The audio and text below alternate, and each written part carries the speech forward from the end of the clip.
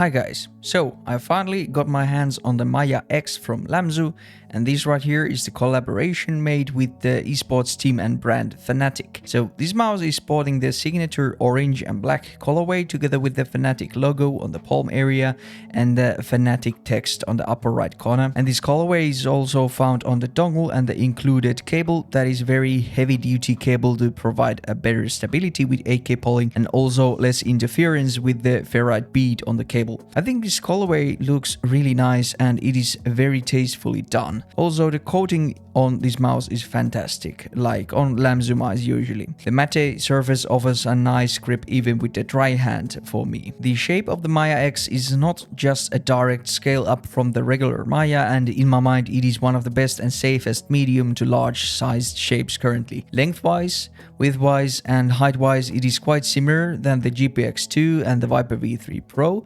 but the different curvatures, different hump profiling and all the small differences makes these mice feel a lot different in hand overall. Compared to the GPX, the Maya X has a slightly less rounded back hump area, while the GPX can feel like you are holding a ball almost. For me, the Maya X shape provides a more natural feeling, relaxed claw grip where the main pressure point of the hump area is right below my knuckles rather than the base of my palm like on the GPX. The upper right corner then feels pretty much the same as the GPX, so there is a lot of room for your ring finger and pinky to rest comfortably. The thumb part is also a big difference between these two, and the GPX has this concave here while the Maya has a more flat area there. The main buttons also have some amount of comfort grooves which make the button height feel to be a bit closer to the mousepad. Compared to the Viper V3 Pro, the main difference is the upper right corner. So the Viper has this pretty visible Razer signature front flare design that some people love, some people hate.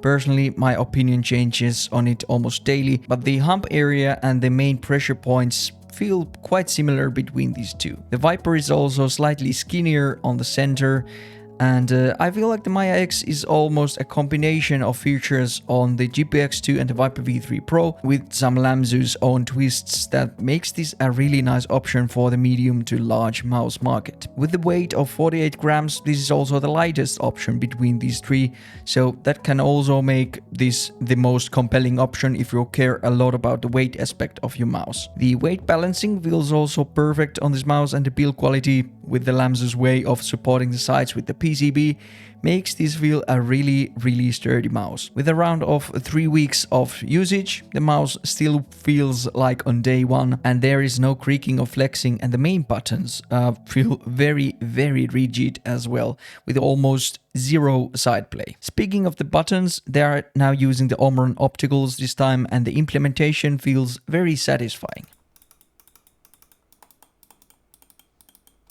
The click has a very snappy, bright click like the Omron opticals usually have, and the post and pre-travel is like perfectly tuned. There is a very small amount of pre-travel, and the post-travel is just enough to provide some rebound for easy spam clicking. The side buttons feel nice as well. They have a nice shape, a nice gap between them, and they feel relatively tactile. The scroll wheel and the scroll wheel button are the only parts that I am not completely amazed about. They made some nice improvements on the actual wheel of the mouse that was weirdly mushy on the regular Maya, but the encoder feels just a bit rattly at times. It is nothing alarming and it works nicely, so I'm just kinda nitpicking here. The one thing they could improve if this is a more widespread feature is that the scroll wheel button is very sensitive, and with it I get a great amount of accidental presses that translate to very surprising pings in Apex. Currently, the problem is not as drastic as when I got this mouse, so it could be that the wheel was in a weird position inside the mouse, or I've just now become more used to the lightness. But yeah,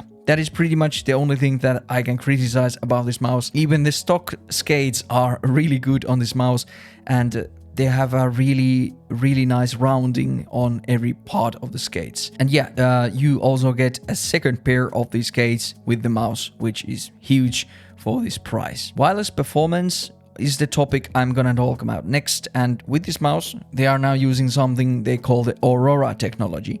What that means specifically, I'm not sure, but this mouse has the new Pixar 3950 sensor together with the Nordic MCU, so it has pretty much the top of the line specs, and you can configure this with their Aurora web driver. And the mouse also comes with the 8K polling dongle straight out of the box, which is huge. So yeah, the mouse is capable up to 8K polling now, and based on the latency measurements, the performance is up there with the best. A little disclaimer to the click latency results, however, the Exa device is not the most accurate with optical switches, so in the graph all the orange results are now results with the optical switches and the rest are mechanicals. But yeah, if these results hold true, and let's assume they do, we can see that Lamzu 8K is slightly ahead of the rest of the polling rates, so 1K, 2K and 4K, but not by much, and overall the results are very, very impressive.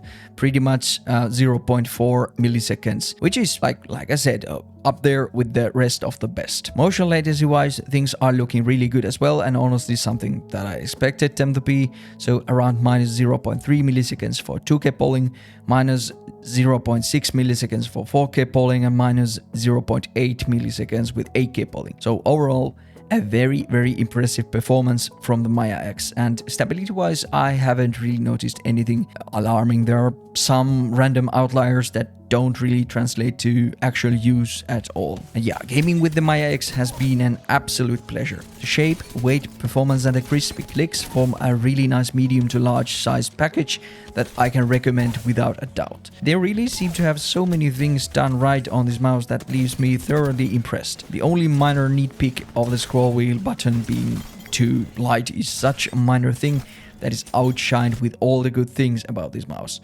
And for the price of $120, this thing is awesome. You know, it comes with a second pair of skates, some grip tape, 8K polling dongle, the build quality is insanely good. Yeah, this is one of the best releases of this year for sure. If you don't like the orange color, you can also get this in the new purple shadow colorway, along with the black, white and the cloud gray colorways that all cost the same and should have the insanely good coating as well. But yeah, I think that is it for this video. Thanks for watching and see you on the next one. Goodbye.